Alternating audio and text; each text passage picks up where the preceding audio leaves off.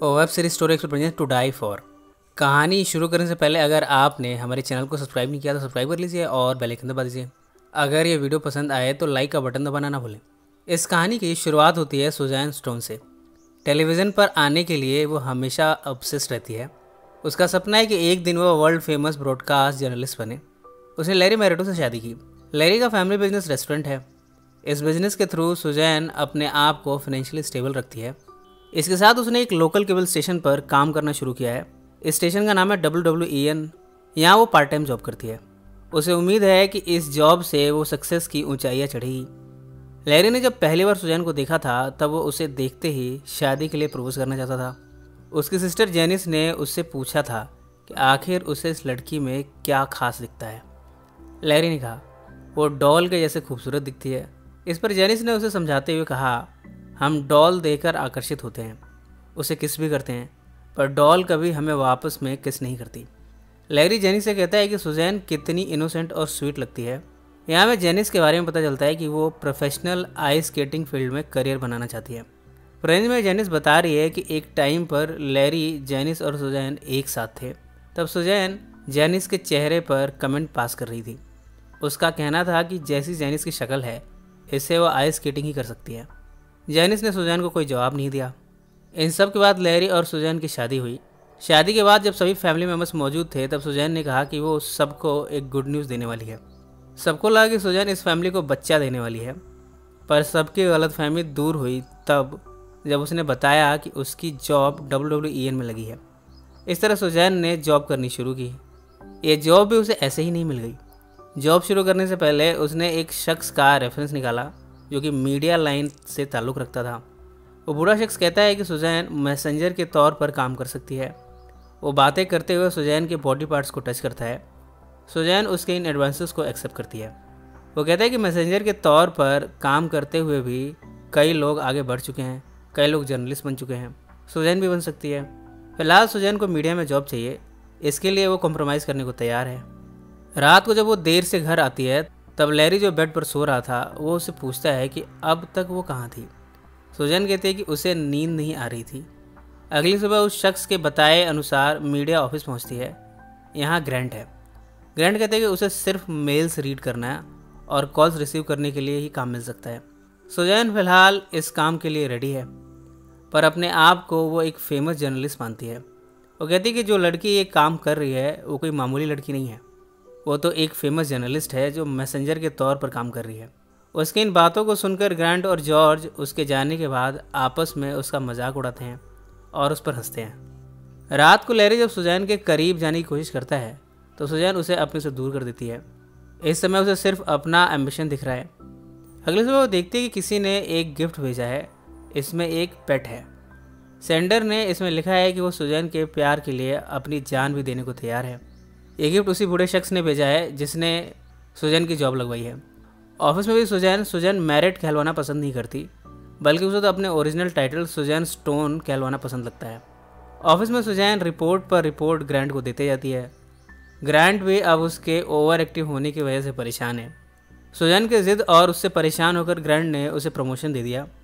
अब वो evening weather report पर काम करती है। सुजैन इस काम को भी हद से ज़्यादा स्टाइलाइज कर रही है। ग्रांट और जॉर्ज उसके इन स्टाइल से परेशान हैं। वो तो चाहते कि सुजैन सिंपल तरीके से इस रिपोर्टिंग के काम को परफॉर्म करे, पर सुजैन की बॉडी लैंग्वेज इसमें काफ़ी हाई है। पर उसका ये अंदाज़ काफ़ी लोगों को पसंद आ रहा है। लोग तो उसके इस प्रेजेंटेशन पर तालियां भी पीट रहे हैं। कुछ स्टूडेंट्स के सामने सुजैन को प्रेजेंटेशन देने के लिए बुलाया गया है।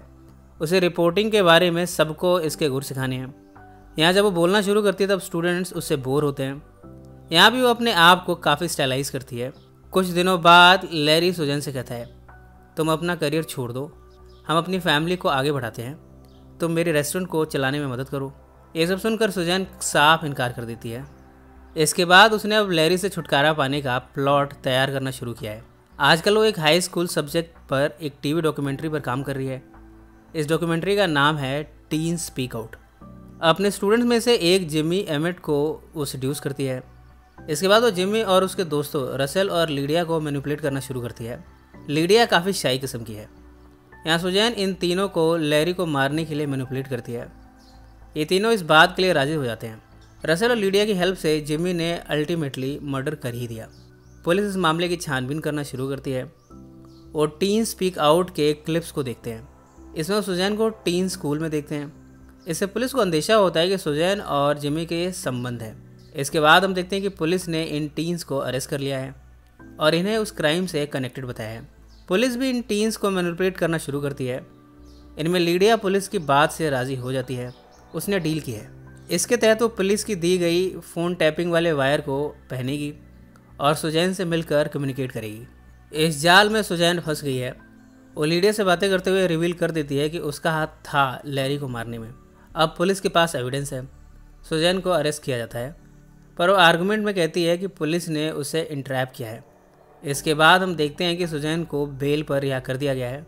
अब सुजैन मीडिया में छा गई है, उस पर मीडिया स्पॉटलाइट भी है। अब सुजैन को अच्छा मौका लग रहा है। वो एक स्टोरी फैब्रिकेट करती है। वो कहती है कि लैरी एक ड्रग एडिक्ट था, जिमी और रसेल उसके ड्रग डीलर्स थे। जब लैरी ने डीलर्स को पैसे नहीं दिए तब इन डीलर्स ने लैरी को मार दिया। जिमी और रसेल को लाइफ इन प्रिजन की सज़ा हुई है। कुछ टाइम के बाद हमें दिखाया जाता है कि रसेल की सज़ा को कम कर दिया गया है, जबकि लीडिया को प्रोबेशन पर रिहा किया गया है। इधर लैरी के फादर जो ने ये फिगर आउट किया है कि सुजैन का हाथ था लैरी की मौत के पीछे। वो अपने माफिया कनेक्शंस का इस्तेमाल करता है ताकि वो सुजैन को मरवा सके।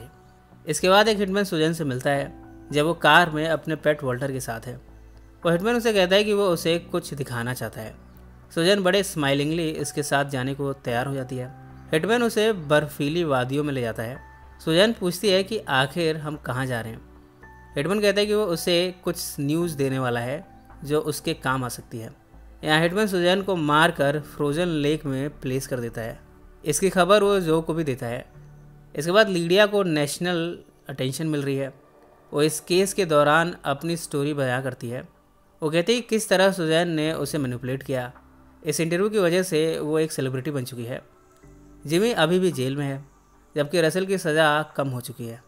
इसके बाद अंत के सीन में हमें जेनिस को दिखाया जाता है जो कि फिगर स्केटिंग की प्रैक्टिस कर रही है। फिलहाल वो उस फ्रोजन लेक के ऊपर है जहां सुजैन की बॉडी है। इसी नोट पर यह फिल्म समाप्त हो जाती है। सो फ्रेंड्स, फिर मिलेंगे ज़िंदगी के किसी नए मोड़ पर।